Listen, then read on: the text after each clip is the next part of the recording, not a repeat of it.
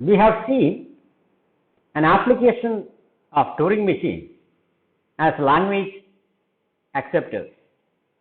Similar to other classes of automata that we learned, Turing machines can also recognize languages. And last class we saw that the class of languages represented by the family of Turing machines is called recursively enumerable languages. And today we are going to see another application for Turing machines, which is as representations for computable functions. Meaning, we can have a Turing machine which can compute the correct image of a function for any of its input, provided the function is computable. In fact, the notion of computability itself is defined in terms of the existence of a Turing machine. A function is said to be computable if there exists a Turing machine which can find the image of that function on any input to the function. In a later class, we will see in detail about computability. Today, the aim is to just look at Turing machines for transforming the input of a computable function to the correct output. And these kind of Turing machines are called transducers. So the topic for today is Turing machines as transducers. And before we see a Turing machine for transforming an input to output, we need to see unary representation of the elements of a set, because we are going to see Turing machines transforming an input into an output, where both the input and output will be represented in a unary representation. Let us see what is unary representation. We know about binary representation, where you have two elements in the alphabet set, 0 and 1, binary alphabet. And you know that any data can be encoded in the binary representation. Now we need to see, suppose you have in the alphabet set only one alphabet, then is it possible to have a representation for all the elements in the set is what we are trying to answer. Now for that,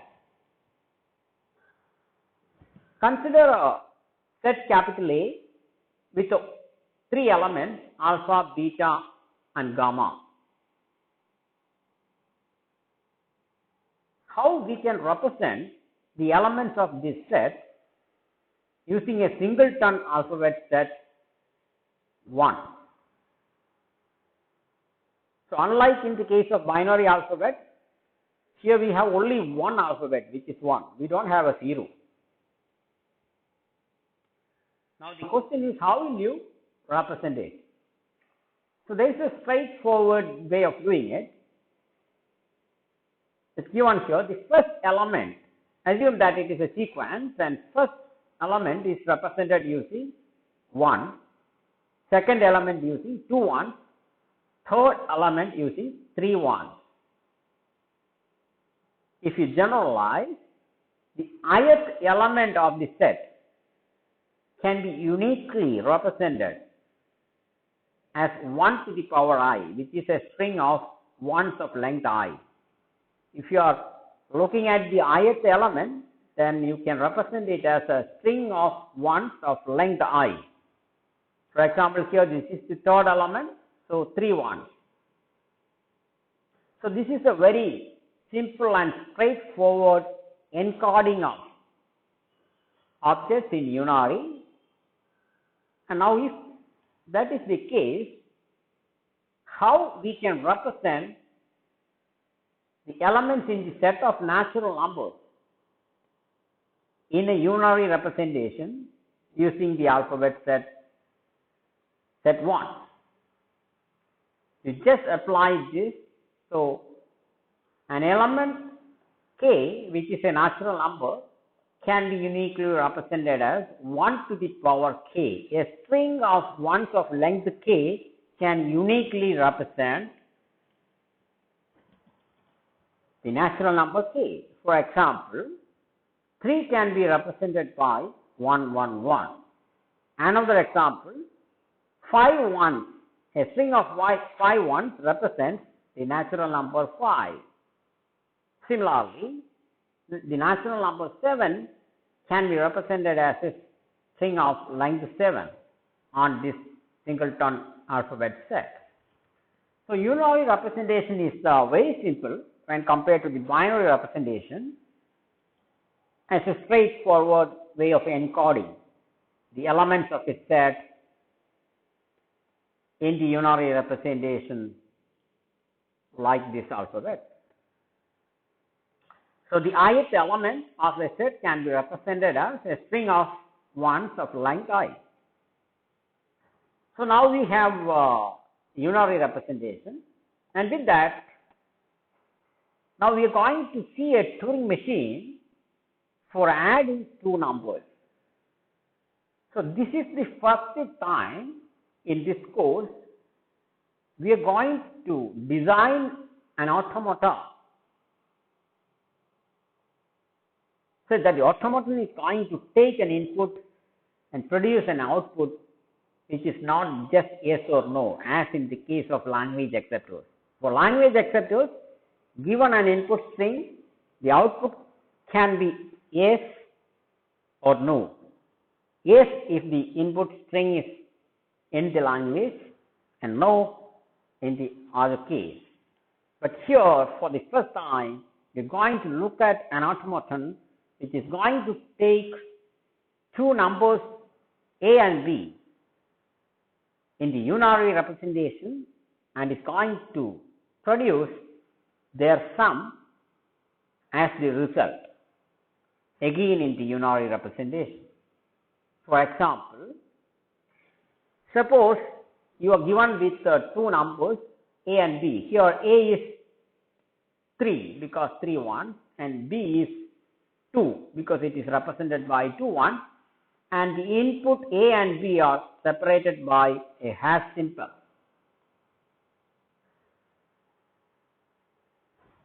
Suppose the state after the left-hand marker contains the unary representations of two numbers A and B separated by a hash symbol. For example, here small a is 3 because it is represented by 3 ones, and small b is 2 because it is represented by 2 ones, and the inputs A and B are separated by a hash symbol. Now the question is how we can obtain the sum of A and B. It's a very simple procedure. So in the output you need 5. 5 is represented in unary by 5 ones. So when you finish your computing, you have to finish it in the state t, and at that time the non-blank part of the state must contain 5 ones. So left-hand marker, then 5 ones, after that over blanks itself, and that is what we need. So it's a very easy Turing machine to design, and if you want to see the abstract procedure to do that, what you can say is, because you need to get 5 ones for that, how will you do it? This is one possible way of doing it. Remaining in this start state small s, move all the way to the right until the first blank symbol is found.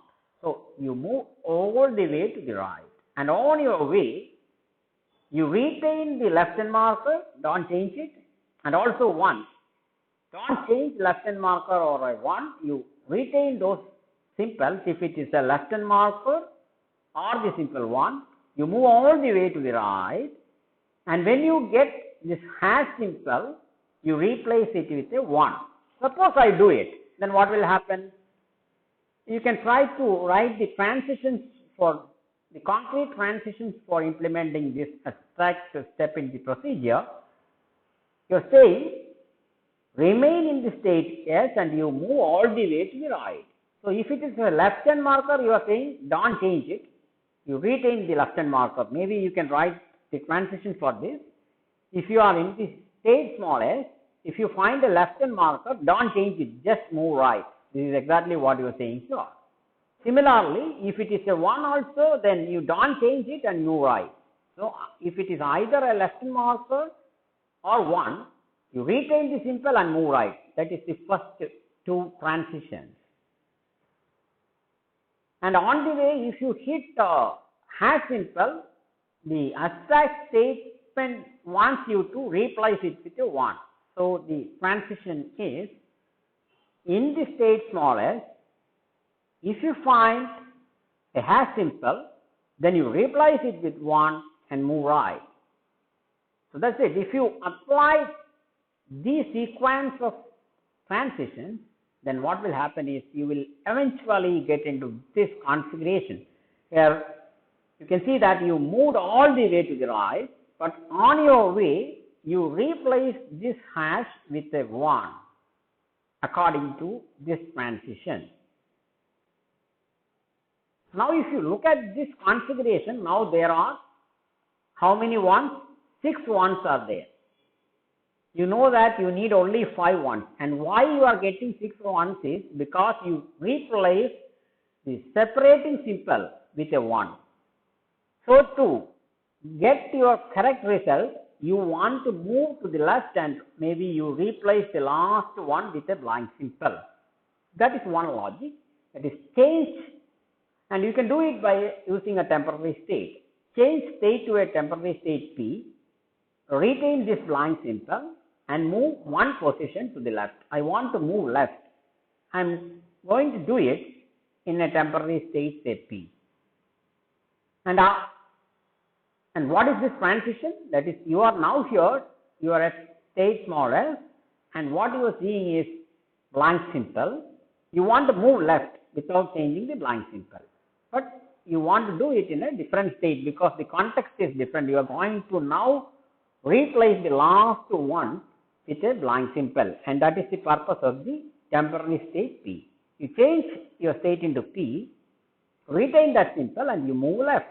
And if you apply this one step, in one step you are getting into this. You change your state to P, you move to the left. Now you are at state cell 7, now you move to 6 and you retain this blank symbol. That is what you did.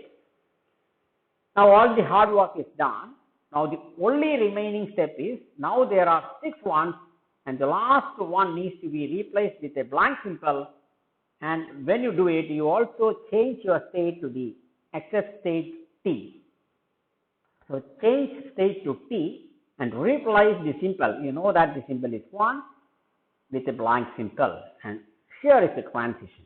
In P, you know that you can only see a 1. That is always the case. You verify it offline. So you change your state to T. And sorry for this typo, this should be a blank symbol. Sorry for the typing mistake. And you either move to the right or left. So if I apply this, I am changing my state to T and replacing this 1 with a blank symbol at state cell 6. Not that this should be blank symbol, and I am moving left. And it doesn't matter whether I move right or left, because now I got the required output in my tape. Thus, we have finished the design of a Turing machine which can compute the sum of two numbers which are represented in unary. Here we assume that the numbers are separated with a special symbol hash. So, thus we are getting a Turing machine to perform the addition on two numbers. And with this, let us move forward and see one more Turing machine for computing a similar function. And here we are going to look at the Turing machine for performing subtraction. Consider the same input A and B. Now A is 3 and B is 2, and you want to perform 3 minus 2. And assume that initially the tape contains, after the left-hand marker, the unary representation of A, followed by a hash symbol, followed by the unary representation of B, then blank symbols in all the other cells. And assume that the value of A is greater than or equal to B. This is an assumption. If it is the other way around, you can design the Turing machine for that. Now, assume that this is the case. Then what would be a simple procedure to perform the subtraction? You know that here it is 3 and 2. So, in the result you need 1. So, just one non-blank symbol which is a 1, and all other symbols must be blank. And you can use any logic, but I am going to give you a simple procedure. Let us look at that. So, this is the first abstract statement. Replace the rightmost ones before and after the hash symbol with the blank symbol. So, the rightmost ones, which is at cell 3 and 6, I am asking you to replace those with blank symbols. So, if I perform that in a number of steps, I will replace the rightmost ones before and after the hash symbol with blank symbol. Okay, now I perform this 6 and 6 is replaced with the 1 at 6 is replaced with blank symbol. Similarly, the 1 at 3 is also replaced with the blank symbol. So, basically what I did is I have cancelled a 1 from both A and B. That's what I did. So, I replaced this one with a blank and also this one with a blank. And now I can repeat it until I finish all the ones in the B part. So, repeat step 1 until all the ones after hash symbol, that is all the ones in the B representation are replaced with blank symbol. If you do that, then you will replace these two ones with blank symbol and these two ones. So, if you apply this abstract step, what you are doing is you have replaced all the ones in the B part with blank symbol, and equal number of ones in the A part from the right side is also replaced with the blank symbol. So, that is what you did, and you are almost done. And I don't care concretely in which state I am. That you can decide when you concretely design this Turing machine. This is only the abstract procedure that I am giving you. And the concretization is left as a homework exercise. So, the only thing remaining now is you move on to this cell and replace it with a blank symbol, and that will let you get the required output. So, replace the hash with a blank symbol, that is this hash with a blank symbol, and you move or change your state to T. And if you do that, I am moving here in a number of steps, and I am replacing this hash at cell 4 with a blank symbol, and I am changing my state to T. And now the output is just 1, which is 3 minus 2. In this case, I am getting the correct output, and you can verify that if A is greater than or equal to B, then this procedure is going to give you the correct output for all possible input pairs, satisfying this condition. If it is the other way around, maybe you can just change this procedure a little bit. Here you finish off marking all the symbols in the A part rather than doing it for the B part. That is the only change. It's a very simple change that you can do in this procedure to manage other case. Thus, we have seen two Turing machines which transforms the input of a function to the correct output. And now we can define a transducer formally. So what is a transducer? A transducer is a Turing machine which transforms the Turing machine's input to the output of a function that the Turing machine represents. And such a Turing machine is called a transducer. And with this, we are finishing this lecture, and I am giving you two practice questions as assignment for you to understand how you can design a Turing machine as a transducer. So the first one is design a Turing machine to find the product of two natural numbers small a and small b. Assume that initially the tape cells after the left-hand marker contain the unary representations of A and B separated by a hash symbol. Here what you can do is you can maybe for each one in the B part you make a copy of the A to the right side of the tape, and you make as many copies as you need based on the number of ones in B, then you will be getting a correct Turing machine. This is an abstract logic for you to design a concrete machine. So the second question is to design a Turing machine to check whether a natural number A is greater than another natural number B. Here again assume that A and B are separated by hash. You are asked to write Turing machine which enters the T state if and only if A is greater than B. And the logic is very similar to what you did for A minus B. Different ways you can design, but that is one logic. Today we have looked at Turing machines as transducers. A transducer means a Turing machine which takes an input and transforms it into the correct output of a function that the Turing machine is representing.